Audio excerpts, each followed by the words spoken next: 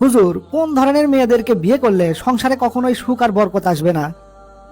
6 প্রকারের নারীকে বিয়ে করলে সংসারে কখনোই সুখ ও বরকত আসবে না। 1. আন্নানা। আন্নানা হলো সেই নারী যে সব সময় হাই আফসোস করে এবং অলস, অসুস্থতার ভান করে বসে থাকে।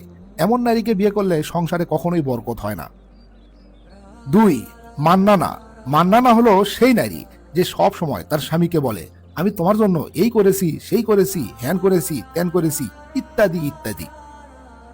3. হান্নানা।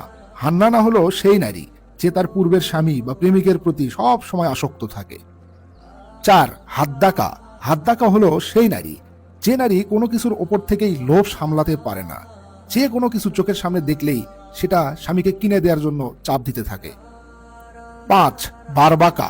বারবাকা হলো সেই নারী যে সারাদিন কেবল সাজসজ্জা ও প্রসাধনী নিয়ে মেতে থাকে। এই বারবাকার আরেকটি অর্থ হচ্ছে এমন একজন নারী যে খাবার সময় রাগ করে উঠে চলে যায়, পরে একা একা খায়। এবং 6. সাদ্দাকা। সাদ্দাকা অর্থ সেই নারী যে সব সময় বক বক করতে থাকে। তাই বিয়ের ক্ষেত্রে সর্বদাই দিনদারকে প্রাধান্য দিতে হবে। তবে দিনদারিকে বিয়ে করতে চাইলে নিজেকেও সত্যের পথে থাকতে হবে, নিজেকেও দিনদার হতে হবে।